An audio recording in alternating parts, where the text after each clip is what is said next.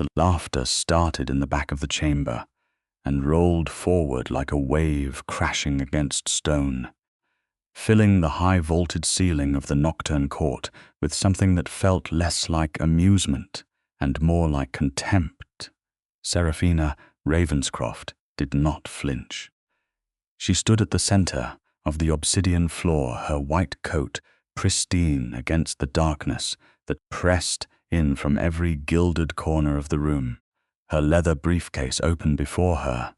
On the ancient table, her evidence spread out in careful, deliberate rows. Behind her, chained to the wall in irons that glowed faintly with blood law sigils, stood Constantin Ravencourt, and he was the only person in the room who was not laughing. He was watching her, his silver eyes, pale as winter frost, tracked every movement she made with an intensity that the chains could not diminish. His white hair fell loose around his shoulders, tangled from 3 days of imprisonment, and his skin was that deep, breathtaking ivory that all vampires of the old bloodlines carried, but the hollows beneath his cheekbones had grown sharper, the bruises along his jaw, dark against pale skin where the blood-law irons had burned him during his capture. He was still magnificent, he was still dangerous.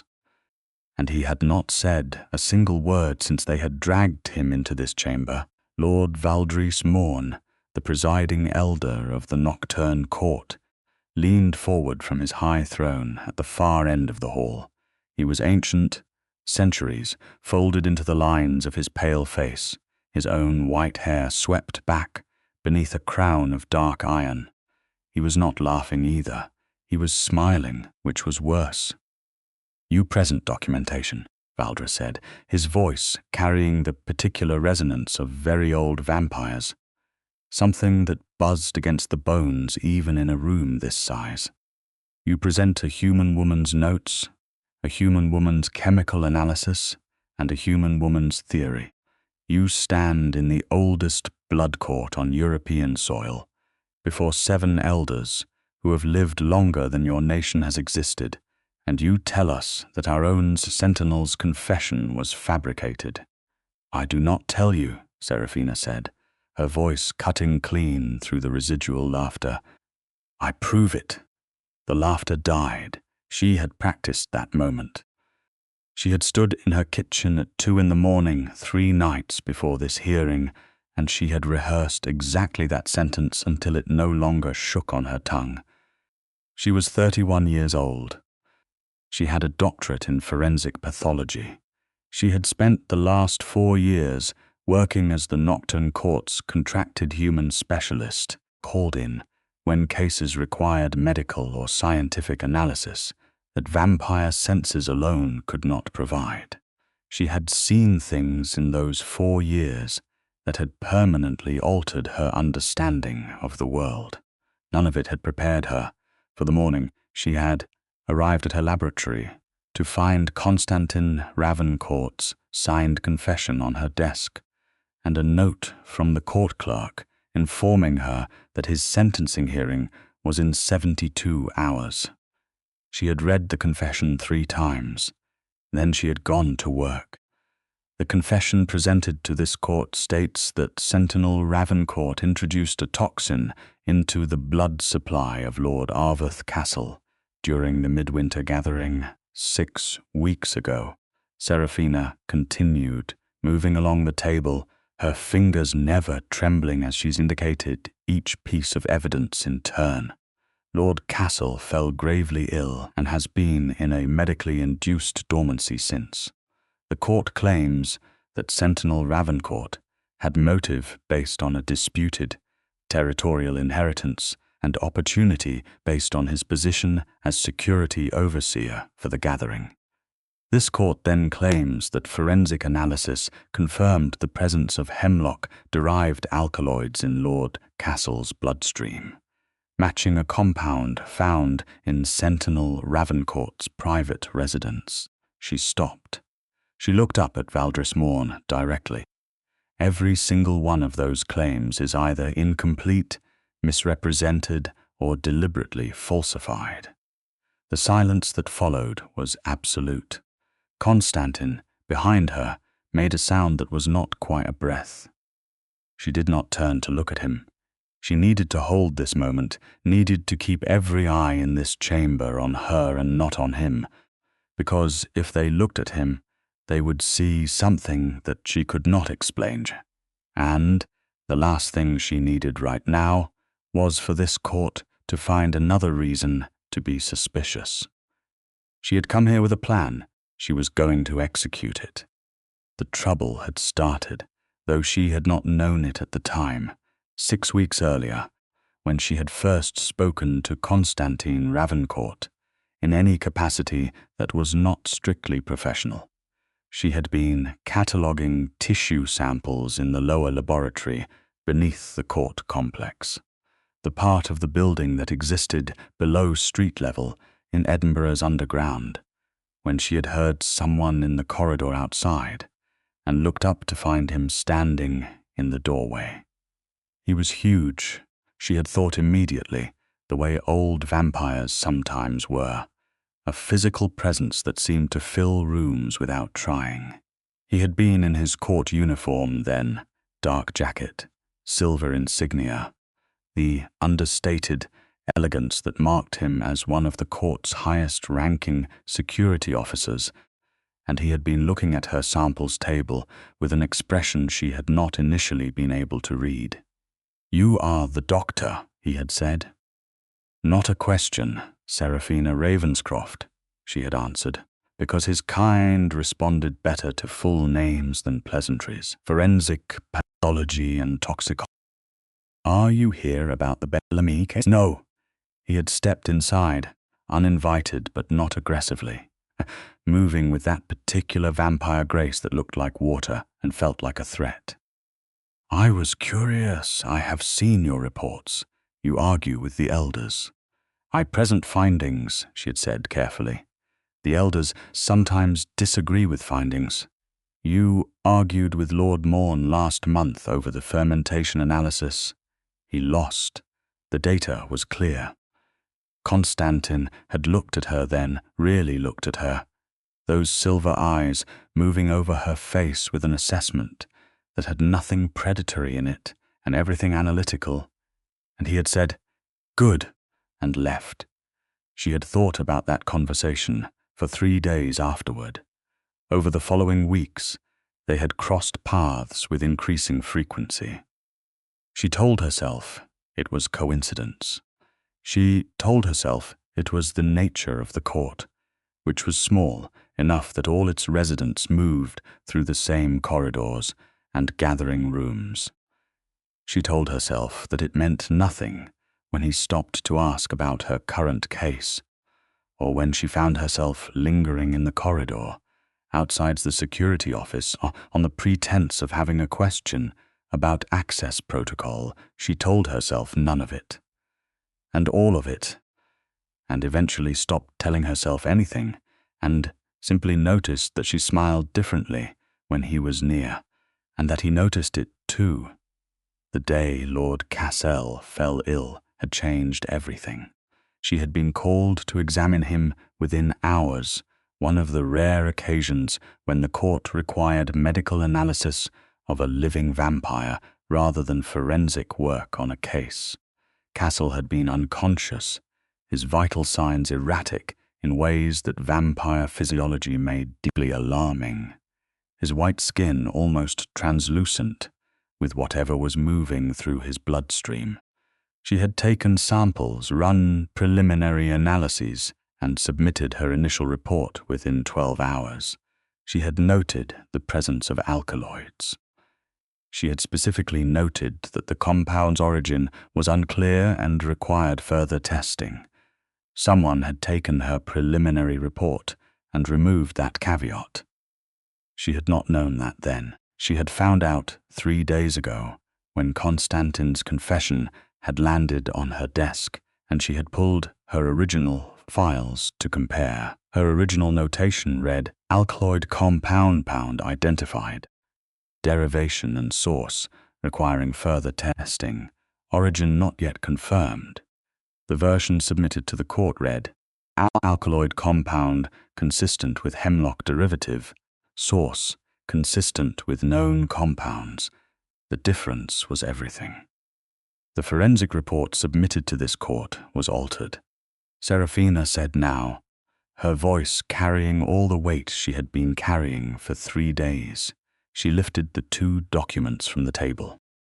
This is my original report, time-stamped and digitally signed with my laboratory's encryption key, recovered from the secure cloud archive I maintain independently of the court's own systems. She held it up. This is the version submitted to this court as my report. The alterations are not subtle. They are deliberate. They transform a preliminary finding into a definitive conclusion, and that manufactured conclusion became the foundation of the entire case against Sentinel Ravencourt. Valdry Morn had gone very still. The other 6 elders, arranged in their carved seats along the dais, had also gone still in that way that very old vampires went still. Not peacefully, but the way a predator goes still before it decides whether to flee or strike. Lord Emric Soth, ancient and terrible on Morn's left, had leaned forward with his long, pale fingers pressed together. Lady Isabeth Crane, the only female elder, had straightened almost imperceptibly. "This is a serious accusation," Morn said, and the amusement was entirely gone from his voice now. "Yes," Seraphina agreed. "It is. You are accusing a member of this court's administrative staff of fabricating evidence to condemn one of our own sentinels. I am not accusing anyone yet. I am presenting evidence of fabrication. The question of who performed it is the next matter. You have a theory," said Lord Emric Soth, and his voice was like gravel dragged slowly across stone. "I have more than a theory." She had spent 3 days building this, 3 days of almost no sleep, of cross-referencing access logs and digital signatures and the physical characteristics of the ink used on the hard copy submission. 3 days of calling in every favor she was owed from forensic colleagues who did not know why she needed rush results on document analysis and who she would owe enormous debts to for the rest of her career. 3 days of telling herself, over and over, that this was about justice, about scientific integrity, about the blood law that governed in vampire courts being used as it was meant to be used. She had told herself that, and every night when she had finally let herself stop moving, she had sat in the silence of her laboratory and thought about the look on Constantin's face when she had gone to the holding cells and told him she was going to prove it. She had thought about the way he had looked at her through the bars, those silver eyes unreadable for a long moment, and then something in them had shifted, something ancient and careful and defended opening very slightly, like a door in a fortified wall, cracking just enough to let light through. He had said, "You should not do this." She had said, "I know." He had said, "There are people who do not want this proven. You will make yourself a target." She had said, "I know that too." He had been quiet for a long moment, and then he had said, very quietly, "Why?" And she had looked at him through those bars and said the truest and most complicated thing she knew how to say.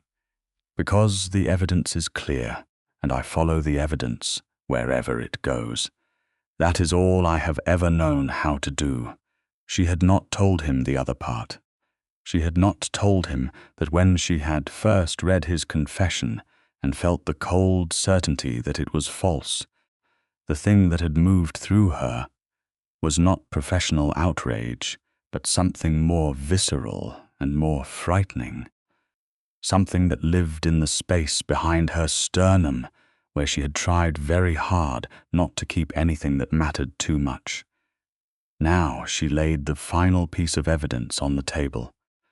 Court access logs for the administrative filing system, show that my preliminary report was accessed by a logged-in user 3 days before the court formally received it.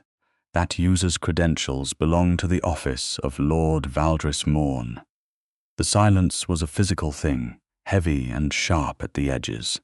That is either careless or contemptuous, Seraphina said, and she kept her voice perfectly level, and I cannot determine which. But I can tell you that the digital fingerprint on the altered version matches a modification made during that access window. Valdris Morn rose from his throne. He was not a tall man by vampire standards, but when he stood it was the kind of standing that old power did, slow and absolute and certain of its gravity. His silver eyes had gone very pale, the way vampire eyes went when emotion began to override the careful mask. "You are very brave," he said, "or very foolish. I have been told it is difficult to tell the difference," Seraphina said. Behind her, she heard Constantin make that sound again, the one that was not quite a breath. This time, she thought it might be the nearest thing he had come to a laugh in 3 days. "The blood law of this court," said Lady Isabeth Crane, and her voice cut through the tension with the precision of someone who had been waiting for exactly this moment, requires that evidence presented to the court be genuine, unaltered, and attributed correctly. The falsification of court evidence is itself a crime under blood law, a significant one. She was looking at Morn. Morn looked back at her, and Seraphina watched something pass between them, some ancient current of politics and alliance, and the particular mathematics of power that had been calculating in this court for longer than her family name had existed. "The logs would need to be verified," said Lord Emmerich Soth slowly. "They can be verified by any independent technical analyst," Seraphina said. "I brought 3 independent certifications. I anticipated that the court might wish to confirm them." She laid the certifications on the table with the same careful precision she had used for everything else. Lord Casimir Vane, the youngest of the elders at only 3 centuries old, had been watching her with an expression she could not quite pass throughout the entire presentation. Now he stood. "I move," Casimir said, "that the sentencing of Sentinel Ravencourt be immediately suspended, and that an investigation be opened into the integrity of the evidence presented in this case." Lady Isabeth seconded it before he had finished speaking. Morn was still standing. He was very still now. "The motion carries," said Casimir, looking around the dais and counting the hands that had risen. 5-2. The 2 who had not raised hands were Morn and Soth. Seraphina permitted herself one slow breath. The irons on Constantin's wrists clicked open. She heard him move behind her, the soft sound of chains dropping to the stone floor, and then his footsteps, unhurried and deliberate, crossing the space between where he had been and where she was standing. She did not turn around immediately. She gathered her documents from the table with methodical care, sliding them back into her briefcase, fastening the clasps. She did this because she needed something to do with her hands. Then she turned. He was right there, much closer than she had expected, and the impact of him was the same as it always was. That combination of physical presence and something older and harder beneath it. But his face was different now, the careful blankness he wore in public gone, replaced by something raw and unguarded that she had never seen on him before. His silver eyes were burning. His jaw was tight. He looked like a man standing in the aftermath of something that had nearly destroyed him, finding that it had not. "Dr. Ravenscroft," he said very quietly. "Sentinel Ravencourt," she said. He looked at her for a long moment, and then he said, "You took 3 days. I needed 2 for the evidence, and one to practice not shaking in front of the court. Something moved across his face that she could not name, but that made her heart do something complicated and ungainly. "We should leave this room," he said. She agreed entirely. The corridor outside the court chamber was carved from Edinburgh's actual underground stone, lit by a combination of electric sconces and the cold blue bioluminescence that the court's older inhabitants preferred. Seraphina walked beside Constantin with her briefcase in hand and her coat buttoned, and she was aware with every step of the distance between them, the few inches of air that felt charged in a way she did not know how to account for. "Morn," she said.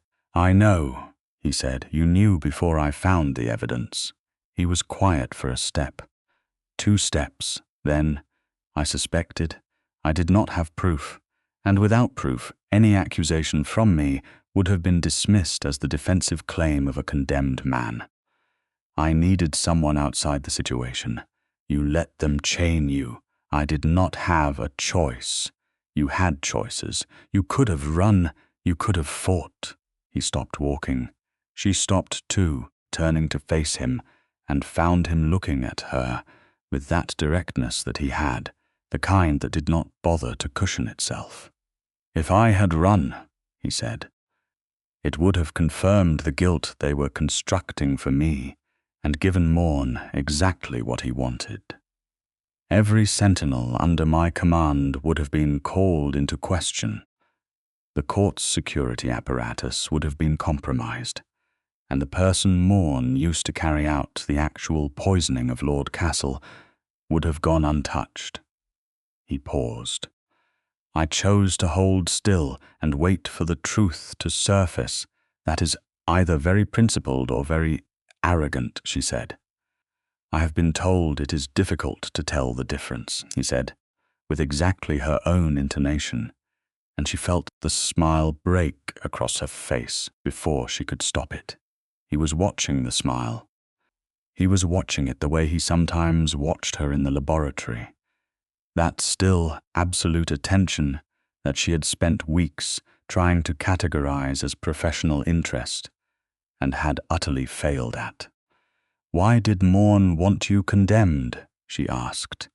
"Because they needed to have this conversation before the court moved any further, and she needed the complete picture." Constantin began walking again, and she fell into step beside him.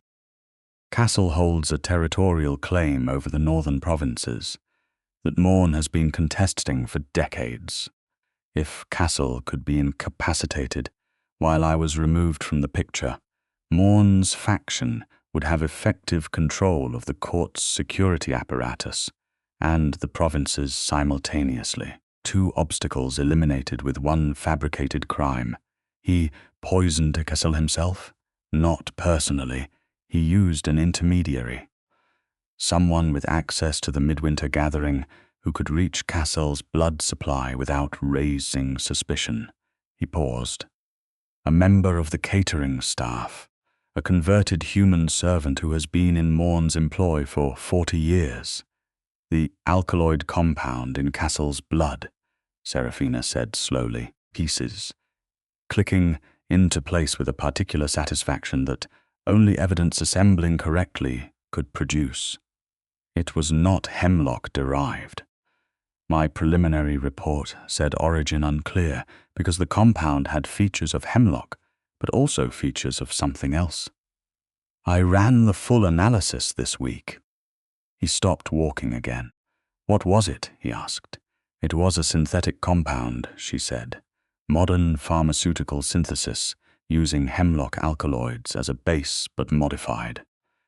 It would affect a vampire's blood processing system specifically. It is not something that would have existed in a vampire sentinel's possession.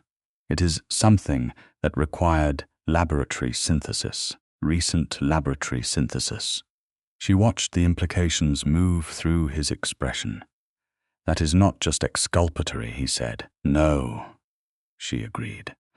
That is evidence pointing directly at premeditation and resources, someone with access to pharmaceutical synthesis equipment. That is not a centuries-old vampire acting on territorial grudges. That is organized, modern, and funded. Morn has human contacts in the pharmaceutical industry, Constantin said, and his voice had gone very quiet. The kind of quiet that she had learned meant danger was present and being carefully managed. 3 companies that supply materials to this court's medical division. Her medical division. She felt the cold understanding move through her. He has access to my laboratory supply chains, she said. Yes. He could have had the compound synthesized through channels that touched my supply records, which would have eventually pointed suspicion at you as well, once he was confident the case against me was closed. She processed this for a moment.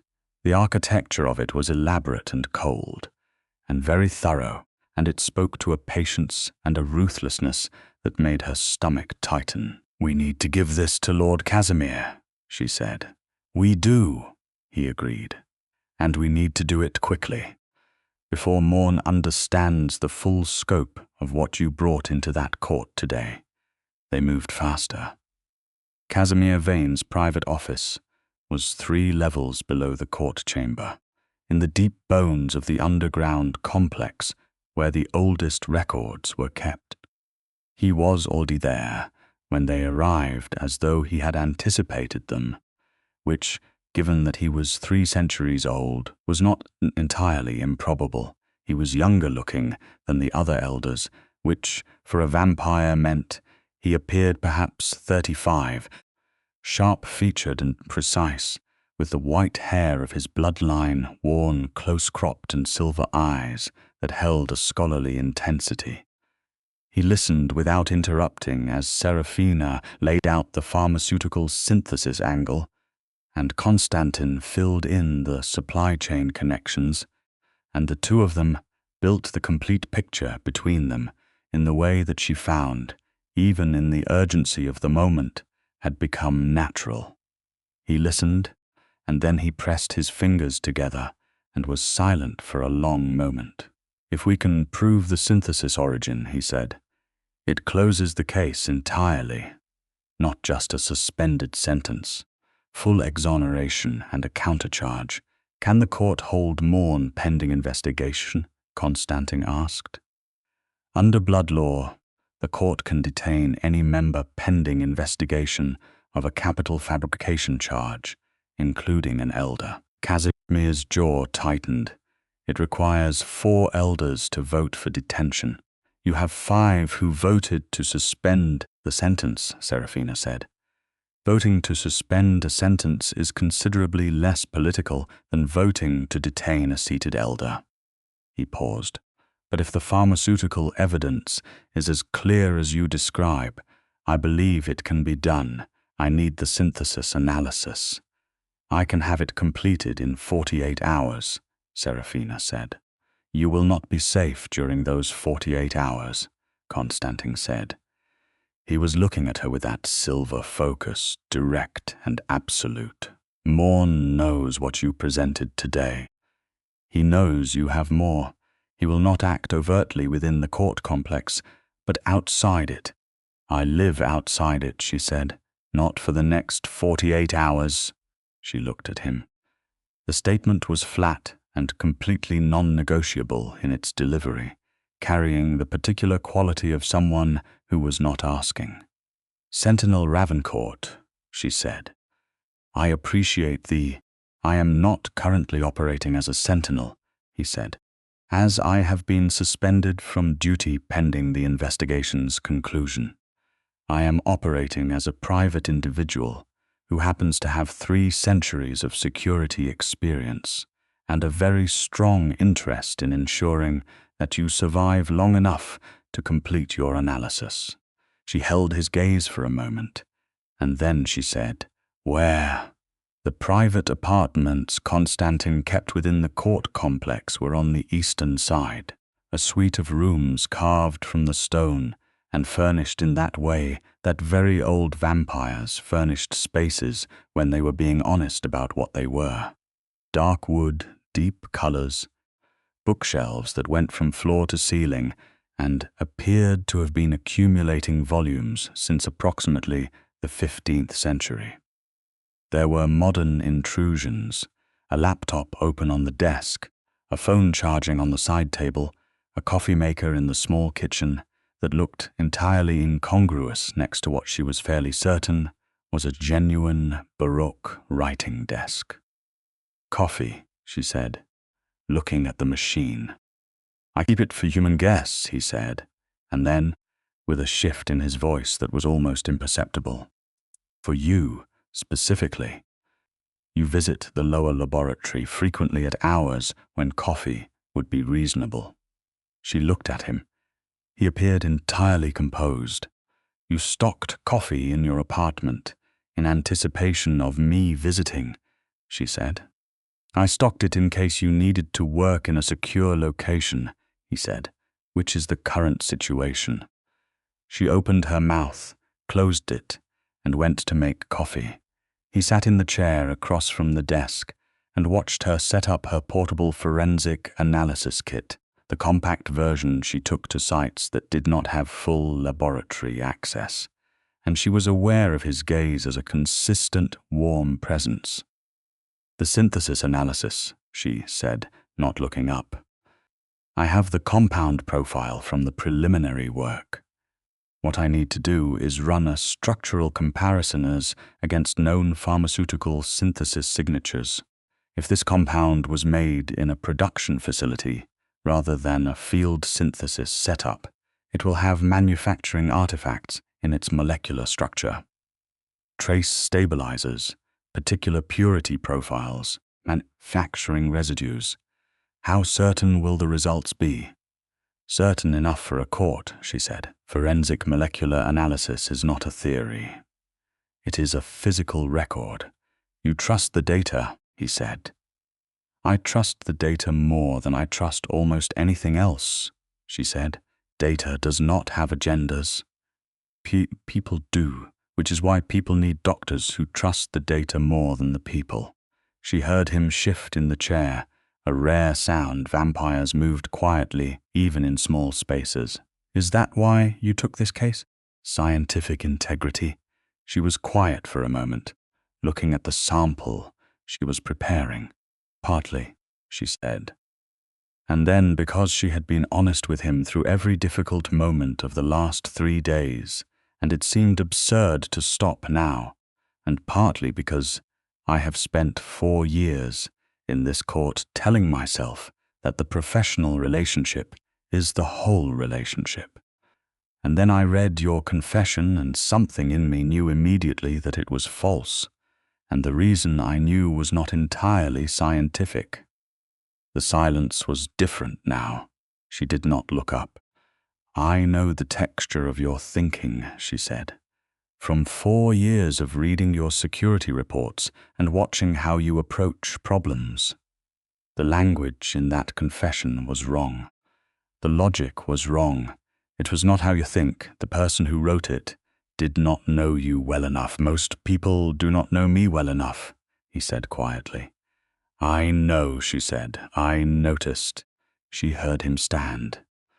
She kept her attention on the sample preparation because she needed to maintain professional precision, and also because she was genuinely not certain what her face was doing right now. His footsteps crossed the room and stopped at the edge of the desk. She could see him in her peripheral vision, that particular stillness he had, that physical presence that she had catalogued 100 times and never managed to become immune to.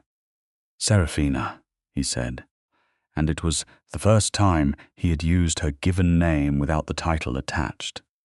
And it landed somewhere in her chest with the weight of something that had been waiting a long time. She looked up. His silver eyes were very close. He was watching her with an expression that had none of the court's careful blankness in it, just that direct, burning focus that she had seen briefly in the holding cell, and now again here in the private space of his own rooms, where there was no audience and no performance required. "When this is over," he said, "and the case is closed, and you are safe." "Yes," she said. He stopped. "I have not finished the sentence," he said. "I know, yes to whatever it was going to be." He was quiet for a moment, and then something shifted in his face, the tension breaking into something warmer and deeper, and very slightly startled, as though he had not entirely expected that answer. "You are remarkably direct," he said. "I follow the evidence," she said. "The evidence in this case has been pointing in one direction for quite some time."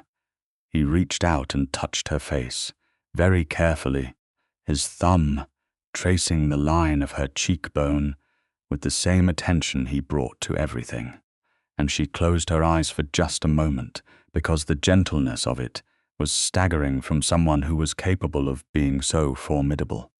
"Finish the analysis," he said. "Then we talk." "Agreed," she said, and opened her eyes and went back to work. He did not go far. He settled on the other side of the desk with a book and a stillness that she found, against all expectation, completely comfortable, as though his presence in her peripheral vision while she worked was something she had been doing for years without realizing it. She worked through the night. Vampires did not keep the same relationship to time that humans did, and so the hours of darkness meant nothing different to Constantin than the hours of light would have. But Seraphina was aware of the passage of time in the slight stiffening of her lower back, and the coffee that she made 3 times, and the way the quality of her thinking sharpened and then softened and then sharpened again with caffeine.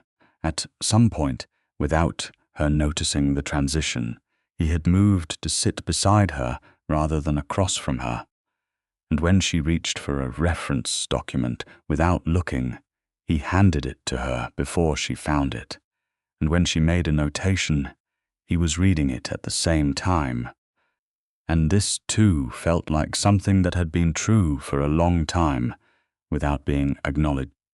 The compound analysis came together in the early hours of the morning. She sat back and looked at the results and felt the clean, cold satisfaction of data that was exactly as conclusive as she had hoped. "The manufacturing artifacts," she said, "are consistent with a Tier 3 pharmaceutical synthesis environment. Professional grade. The stabilizer profile matches a specific class of production equipment used in exactly 4 registered pharmaceutical facilities in the United Kingdom." She paused. "One of those facilities supplies materials to this court's medical division. It is owned by a holding company that I will require approximately 20 minutes to trace to its ultimate parent." "Do not trace it," Constantin said. She looked at him. "Tracing it yourself creates a chain of evidence that Morn's legal counsel could argue was influenced by your involvement in the case," he said. "Give the manufacturing data to Casimir and let the court's own investigators perform the trace. It will be unimpeachable." She considered this for a moment and recognized that he was right. "You think like a forensic analyst," she said. "I think like someone who has been doing security work for 3 centuries, he said. "Evidence, chains matter. Casimir will understand." They went to Casimir at 5 in the morning. The elder was awake as she had expected, and he read her results with the focused attention of someone who understood exactly what he was looking at. Then he looked up, and something in his expression had shifted to something between satisfaction and a cold kind of purpose. "I will take this to the court at noon," he said. "I will recommend immediate detention of Lord Morn and a full investigation under blood law. With this evidence, I believe I have the votes." "Sorth," Constantin said. Lord Sorth is old, and he has known Morn for 2 centuries, but he is not corrupt. He is merely cautious. Casimir's jaw tightened. This will not be caution enough. And Castle? Seraphina asked. He is still in dormancy. With the synthetic compound identified, your team can develop a targeted antidote, Casimir said. He was looking at her. I assume you have already considered this. I've been thinking about the structural modifications, she admitted. I believe I know what reversal treatment would look like. It would take another day or 2 to develop and verify. But yes, then do that, he said. Waking Cassell will be the final piece. His own account of that evening will close everything.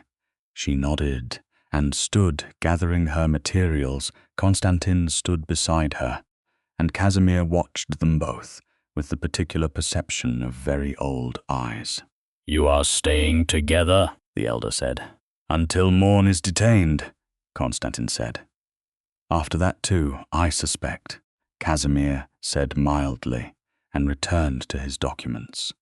The next 48 hours were both the most intense and the most strangely intimate of Seraphina's life. They moved back between the laboratory, which was in the secure central section of the court complex, where Morn's reach did not extend, and Constantin's apartments, which were secure by virtue of his 3 centuries of experience in making spaces impossible to enter without his knowledge.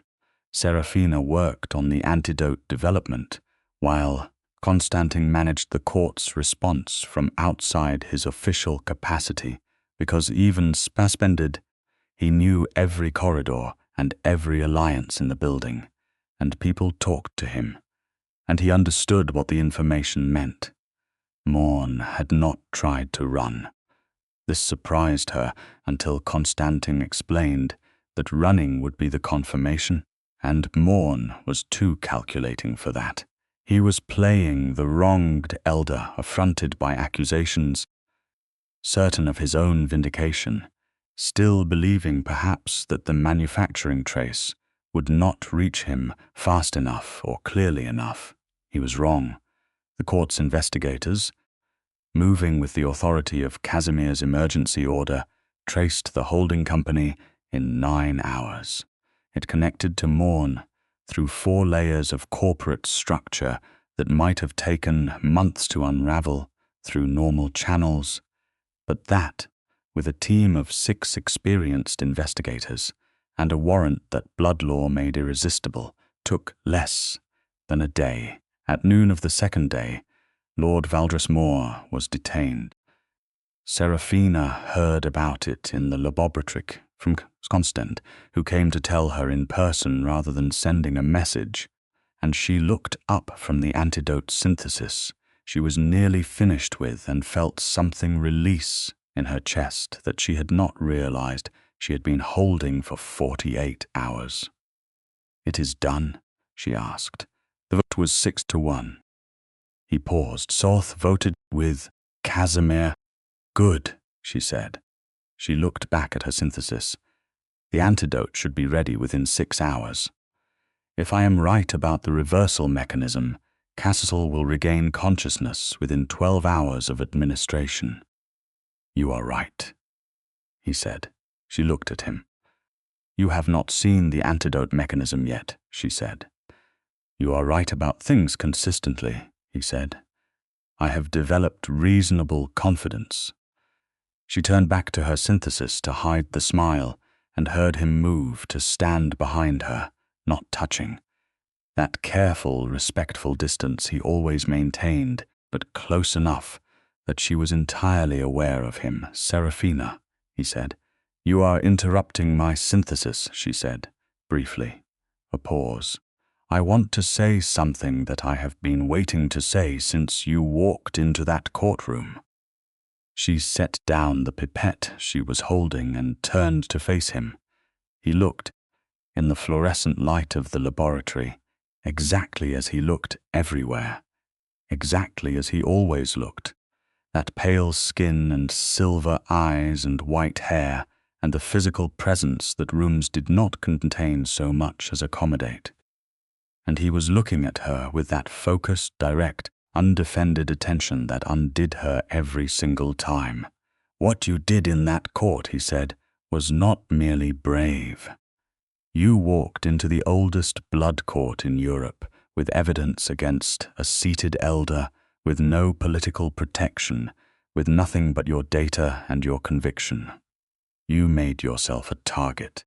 You did it without hesitation." "I had approximately 36 hours of hesitation," she said, "and then you walked in."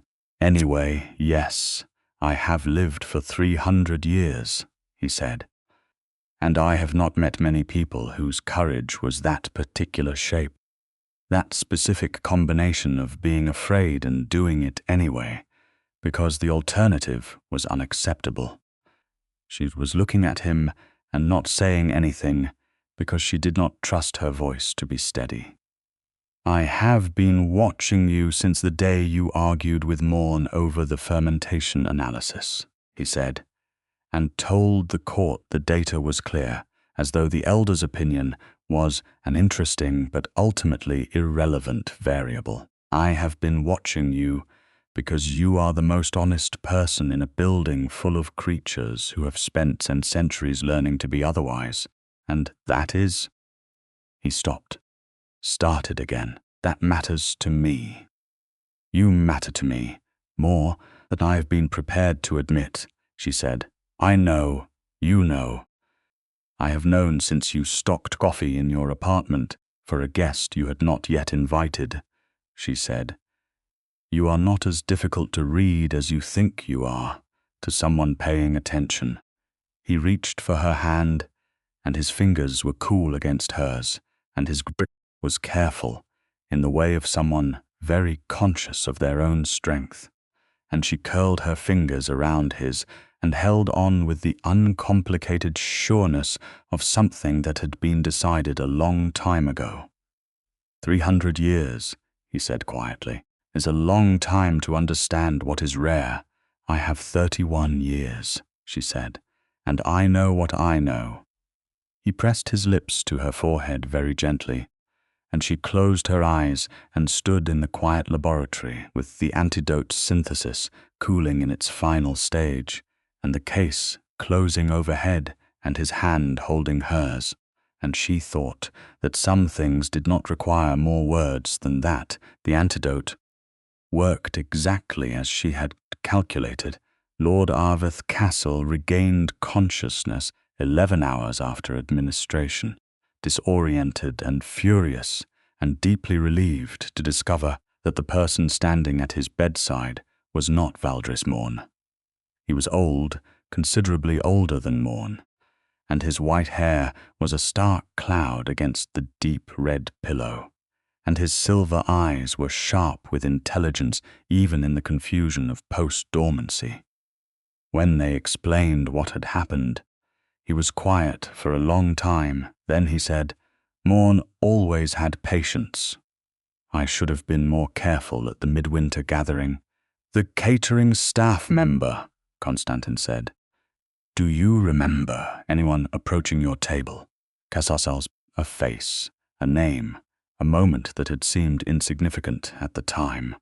It matched the record of a member of Morn's converted human staff. It was one more stone on a wall that was already thoroughly built. Casimir convened the full court 3 days after Cassel's recovery. Seraphina was not required to be present for the final hearing. Her evidence had already been submitted, her certifications confirmed, her methodology independently verified by 3 court-appointed analysts who had, to their credit, found nothing to dispute. She could have stayed in her laboratory. She went to the hearing. She stood in the observer's gallery above the court chamber, where the carved stone balcony looked down on the obsidian floor below, and she watched the proceedings with the particular attention she brought to all evidence. Beside her, Constantin stood with his arms loosely crossed and his silver eyes on the floor below. back in his court uniform, now that his suspension had been formally lifted, the insignia of his rank restored. The case was presented. The evidence was entered.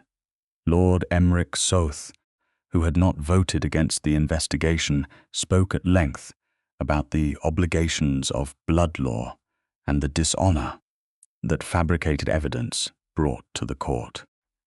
Lord Casimir Vane presented the full chain of evidence with the precise, methodical clarity of someone who had clearly spent the last several days organizing it in exactly the right order.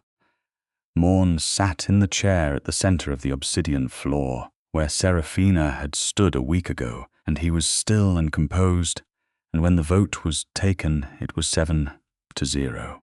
He was formally censured, stripped of his elder's seat, and remanded for a blood law tribunal that would determine the final disposition of his case. The catering staff member who had carried out the actual poisoning was separately charged, and the pharmaceutical company connections were referred to a joint committee. It was thorough, and it was final, and it was exactly what the evidence required. Seraphina let out a slow breath that she had been holding with minor variations for approximately 10 days. Constantin was looking at her. "Done," she said. "Done," he agreed. They left the gallery together. In the corridor below, Lady Isabeth Crane was waiting. She was tall and impeccable, her white hair braided and pinned with dark silver, and she looked at the two of them with the cool assessment of someone who had been alive long enough to take the measure of things at a glance. "Dr. Ravenscroft," she said, "the court owes you a considerable debt." "I follow the evidence," Seraphina said. Lady Isabeth's expression shifted by exactly 1 degree towards something that might have been warmth in a less restrained person. "Yes, you do." She looked at Constantin. "Sentinel Ravencourt, it is good to have you back." "Thank you, my lady," he said, with the particular formality that old vampires used with each other, the shorthand of centuries of hierarchy that she was beginning, very slowly, to learn the grammar of. Isabeth left, and Casimir appeared from the other direction, looking satisfied and slightly tired in the way of someone who had been running on purpose and adrenaline for a week. "The administrative staff will need review," he said to Constantin. "Morn's tenure left a number of appointments that require re-examination. I would like you to oversee that process once you are fully reinstated." "Of course," Constantin said. "And Dr. Ravenscroft." Casimir looked at her directly. "I would like to propose a formalization of your contract with this court. The current arrangement is too informal for someone with your access and your role. I am thinking a proper senior consultancy, with commensurate protection and recognition." She considered this. "I would need to see the terms, obviously." He almost smiled. "I would expect nothing less." He left them alone in the corridor. Seraphina stood in the blue-lit stone passage and felt the particular silence of something that was over, a case closed, a verdict rendered, the data validated by the world catching up with what it said. "You are thinking," Constantin said. "I am thinking that 10 days ago I was cataloguing tissue samples in the lower laboratory, and my most significant professional concern was a disputed analysis of fermentation compounds in a century-old blood storage system," she said.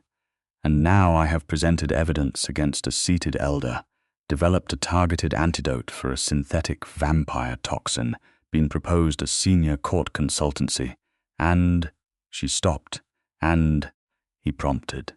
She looked at him.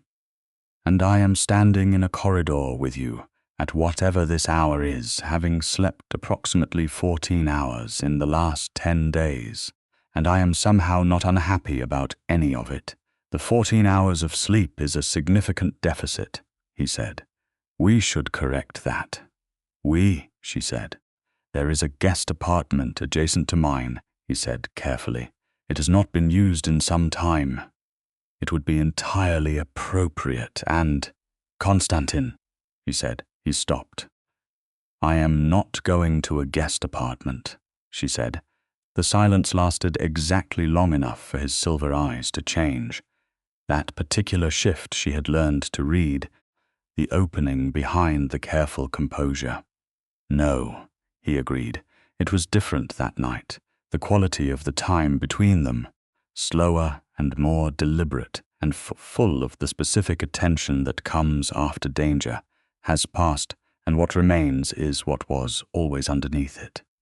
He made her something to eat, which was not a thing she had expected him to know how to do, and she sat at the Baroque writings desk while he was in the kitchen and looked at his bookshelves and felt the strange, complete comfort of a space that had become familiar. "You cook," she said, when he brought the plate. "I have had 300 years, he said. "I learned to cook during the 17th century when I was posted to a court that considered feeding their human staff a significant inconvenience. Someone had to. You learned to cook to feed staff that the court neglected. The staff worked hard and the kitchens were well stocked," he said, with the slight defensive precision of someone who had just revealed something and was not entirely comfortable with having done so. She looked at him for a moment with something that felt very warm and very certain. "Tell me about the 17th century, she said.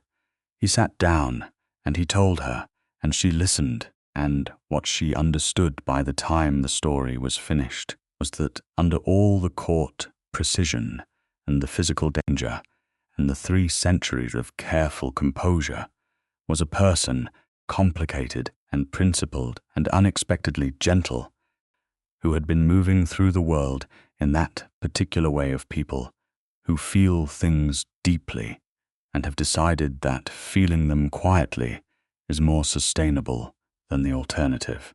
She reached across the desk and took his hand the way she had in the laboratory, and his fingers closed around hers with the same careful, conscious strength. "I have never told anyone that story," he said. "I know," she said. "How do you know? Because you told it the way people tell things they have been carrying alone for a very long time," she said, carefully, testing every word to see if it bears weight. He looked at her, and what was in his face now was the unguarded version, the one she had seen in the corridor after the chains had dropped, and she held his gaze and let him see that she was not afraid of it, and that what she felt for it was not sympathy, but something quieter and more permanent. He came around the desk, and she stood, and when he kissed her, it was with the same quality he brought to everything: total attention, complete presence, nothing held back, and she kissed him back with her hands against his chest and her heart doing something entirely undignified and absolutely right. In the weeks that followed, the court reorganized itself. Casimir Vane was elected to the position of lead elder with a unanimity that surprised no one who had been watching the last month's events unfold. Arveth Cassel, recovered and sharp and grateful, in a way that old vampires expressed through fierce political loyalty, became the most reliable vote on the reconstituted council. Lady Isabeth Crane was elevated to co-presiding elder, a position she held with the kind of quiet precision that made the court function considerably more smoothly than it had under Morn's tenure. Constantin was formally reinstated, promoted, and given a broader mandate for the court's security apparatus that he approached with the thorough methodical intelligence she had come to know as the most characteristic thing about him. He redid the entire staff review in 6 weeks, flagged 14 appointments that required re-examination, and restructured the access protocols for the evidence archive so that, What had been done to her report could never be done again. He showed her the new protocols because he wanted her to approve them. Not politically, but genuinely. Wanted her to look at them with the same critical precision she brought to her own work and tell him what she thought. She found 2 gaps he had not seen. He incorporated both corrections and told her that she was the only person whose critique he had ever invited without reservations. She understood that this was a significant thing to say and did not pretend otherwise. Morn's Blood Law Tribunal concluded 5 weeks after his detention. The verdict was exile, permanent removal from the court and from nocturne jurisdiction, which was for vampires the nearest equivalent to the severest penalty, carrying with it the loss of all court protections and resources. His converted human servant received a lesser judgment that involved a period of supervised removal and eventual rehabilitation. The pharmaceutical company was dissolved, its records turned over to both the court and, through carefully managed channels, the relevant human regulatory authorities. Lord Cassel recovered fully. He thanked Seraphina in the particular, direct, formal way of old vampires that she was learning to recognize as genuine warmth expressed in a different vocabulary, and offered her, through Casimir, an honorary designation within his provincial court that she accepted with appropriate humility and considerable private surprise. The formalized senior consultancy with the Nocturne Court was signed 3 weeks after the verdict. The terms were, as she had insisted, clear. Her independence was preserved, her methodology unimpeachable, her authority over her own findings explicitly established in the contract language. Casimir had read her proposed amendments and had accepted all but one with only minor discussion, and on the one he rejected he had a compelling argument that she acknowledged even while she disagreed, and they had revised it together to something that satisfied both positions. She had told Constantin about it after the signing. He had read the entire contract without being asked, which she had expected, and had found one clause that he said required attention from a security standpoint, and she had agreed and made a note. And the combination of his security analysis and her contractual precision had produced a revision letter that Casimir had received and described as the most thorough document he had read in 30 years. They worked well together. This was not a surprise to either of them. What was surprising, in the good way, was everything else.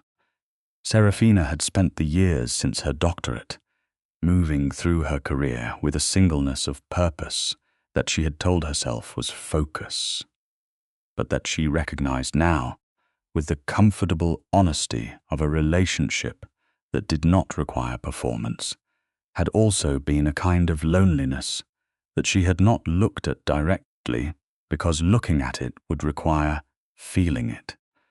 She had friends, colleagues, a life with texture and meaning, but there had been a particular quality of understanding that she had given up on finding, the kind where another person's thinking was readable and interesting and surprising in turns, where being known was comfortable rather than invasive. Constantin had been alone in a different way, and for much longer the isolation of someone who had outlived almost everyone they had known and learned over centuries, to keep a careful distance from anything that might become significant, because significance and loss were closely linked when you measured time the way he did. They talked about this, not once, dramatically, but repeatedly, in the way of people who are building something and keep returning to the foundation to check it. She asked him once, sitting in his apartment with a case report open on her laptop and his book abandoned on the table between them, whether the difference in their lives the scale of it. The fact that she had decades where he had centuries was something he thought about. He had been quiet for a moment, and then he had said that he thought about it the way he thought about everything complex and important, thoroughly, without flinching, and with the determination to understand it clearly rather than make it easier to carry by making it smaller. He had said that 300 years had taught him that time was not the measure of meaning, that the quality of attention you brought to something, and the honesty with which you understood what you were doing, mattered more than the duration. He had said that she was the clearest and most honest and most remarkable person he had encountered in 3 centuries, and that he was not in the habit of encountering such things and then looking away from them. She had closed her laptop and crossed the room and sat beside him, and he had put his arm around her with that careful, deliberate gentleness, and she had leaned against his side and felt the absolute solidity of him, not just physical, but the deeper kind, the reliability of a person who meant what they said and said what they meant. "I am not afraid of the time," she said. "I know," he said. "I am a scientist. I understand that the future is uncertain, and the data we have is the data we have. And speculation beyond it is not particularly useful. That is a very efficient way to be in love," he said. She turned her head to look at him. "Is that what this is?" His silver eyes were warm in the lamplight, warmer than she had known silver could be. "I believe the evidence is fairly conclusive," he said, with exactly her own intonation again, and she laughed, genuinely and freely, and his arm tightened around her. The Edinburgh spring came slowly, the way it always did, the light changing by degrees in the world above the court complex. Seraphina had an apartment in the new town, a flat she had kept for 4 years with a particular affection for its high ceilings and the view of the castle from the kitchen window, and she kept it because she was not the kind of person who could collapse one life into another without careful thought. But she spent more time in the court complex, more evenings in Constantin's apartment, with the bookshelves full of centuries and the coffee maker on the counter and the Baroque writing desk spread with both their work, distinct cases, overlapping at the edges where his security perspective and her forensic analysis found common ground. He came to her apartment too, which required, for a vampire of his age, the particular management of city's movement that was not impossible but required quiet planning, and he planned it with the same thoroughness he brought to everything. She watched him, the first evening he arrived at her door, look around the flat with those silver eyes, taking in the high ceilings and the medical journals stacked by the sofa and the view of the castle from the kitchen window. And when he looked back at her, his expression was entirely open. "You look at the castle," he said. "Every morning," she said. "I have been inside it," he said. "Several times, different centuries." She handed him a glass of something, wine for her, nothing for him, and they stood at the kitchen window, and he told her about the castle in different centuries. And she asked questions, and the city below them moved in its modern nighttime way, and the castle sat on its ancient rock, and the two of them stood in the kitchen window and talked until the early morning. The Nocturne Court marked the close of the Morn case, with a formal gathering 3 months after the verdict. It was a court event in the old style, which meant the underground complex was lit with more candles than was strictly practical, and everyone wore the formal court dress of their rank, and the evening had the particular quality of very old ritual, being performed by people who understood exactly what it meant. Seraphina wore a deep green dress she had bought specifically for the occasion, cut in a way that was neither court fashion nor human fashion, but something between, and she wore it with the same straight-backed confidence she wore her white coat, because she had decided long ago that confidence was less about the clothing and more about the certainty of your own ground. Constantin met her at the entrance to the main hall, and when he saw her, his eyes did that thing, the almost imperceptible shift, and then he offered her his arm in the formal court manner and said, "You look like someone who has already won the argument." "I usually have," she said, taking his arm, and he made that sound that was not quite a laugh but had become, in the months since the courtroom, unmistakably fond. The gathering was attended by every significant figure in the court's current structure, and by representatives from 3 other courts who had monitored the case's proceedings with considerable interest. Casimir made a formal address that was long and thorough and gave proper credit to every stage of the investigation. Cassel spoke briefly and with the particular gravity of someone who had been personally reminded that his existence was not guaranteed. When Casimir formally acknowledged Seraphina's role, and there was a murmur through the gathered court that she could not precisely interpret, but that Casimir seemed to receive as positive. She stood straight and said what she always said, that she followed the evidence, and the court should thank the evidence for being clear. There was laughter, genuine this time, nothing like the laughter that had filled this room 3 months ago.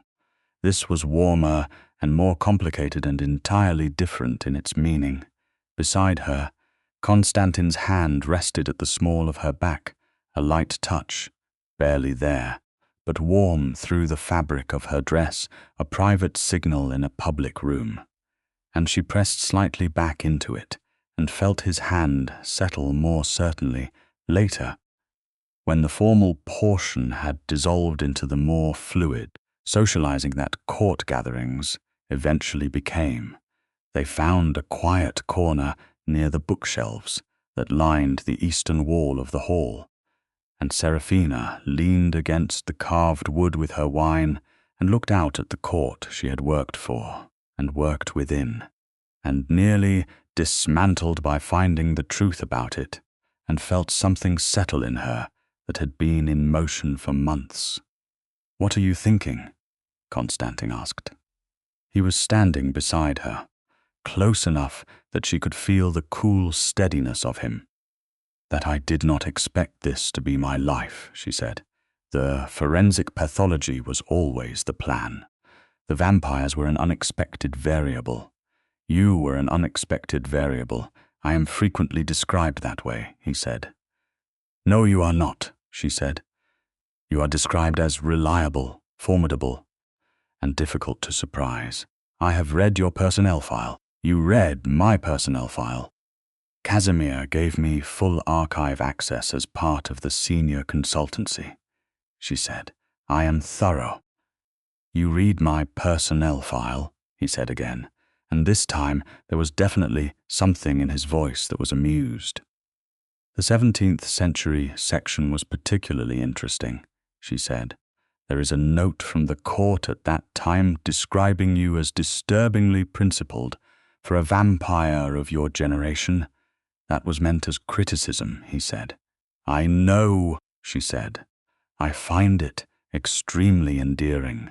He took a wine glass from her, set it on the shelf beside them, and turned to face her in their corner of the room with that direct, complete attention, and she looked up at him and felt absolutely none of the nervousness she might have expected, and all of the certainty she had been building, stone by stone, for the last 3 months.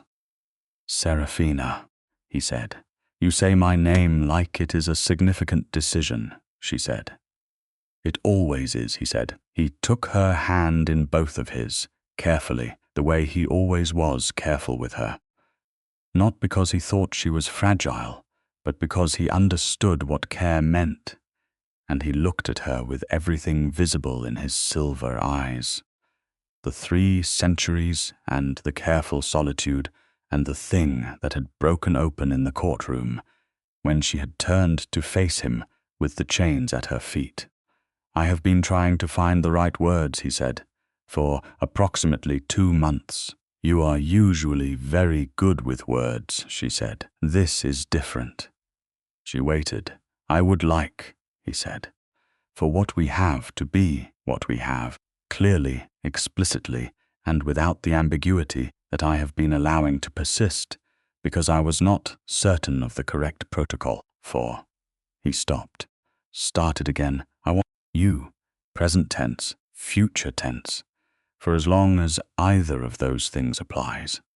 The gathering moved around them, candlelight and centuries and the low murmur of old voices, and Seraphina stood in her corner with her hand in his, and thought about the lab at 2 in the morning, and the coffee maker and the bookshelves, and his voice in her kitchen talking about a castle in a different century, and she thought about the courtroom and his silver eyes through the bars of a holding cell, and the precise way he had said her name the first time without the title attached. "That is not difficult protocol," she said. "You just had to ask." "I am asking," he said. "Yes," she said. "Present tense, future tense, all of it." His hands tightened on hers just slightly, just enough to be felt.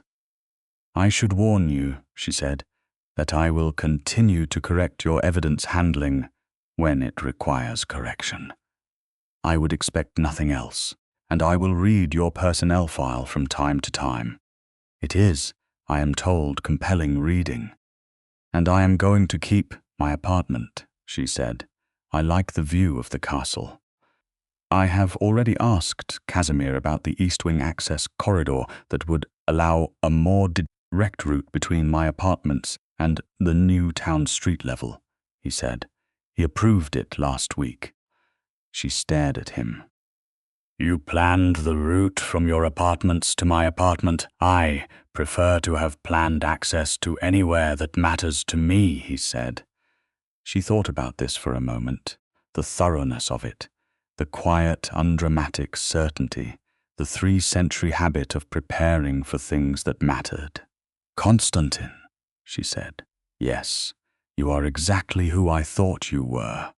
He looked at her, and what was in his face was the unguarded version, the one she would always now associate with private spaces and truthful conversations and the particular quality of being known, and he said, very quietly, "So are you." She leaned up and kissed him, there in their corner with the court around them, and the candles burning, and the ancient stone of Edinburgh underneath their feet. And his arm came around her and held her with that steady, careful strength, and she thought that the data had been clear for a very long time, and she had followed it exactly where it led. Outside, above them, the city moved through its spring night, ordinary and bright and entirely unaware of the court. Beneath it, the castle sat on its rock. The stars moved in their ancient circuits, and in the underground halls of the nocturne court, among the candles and the carved stone and the long memories of old blood law, a human doctor and a vampire guard held onto each other with the certainty of people who had found, by following the evidence through danger and doubt and the long, careful work of truth, exactly where they were supposed to be. The case was closed. The evidence was clear, and what it had proven, beyond all reasonable doubt, was the thing that neither of them had been prepared for, and both of them had known for a very long time. Some findings, once established, could not be set aside. They were not in the habit of setting them aside.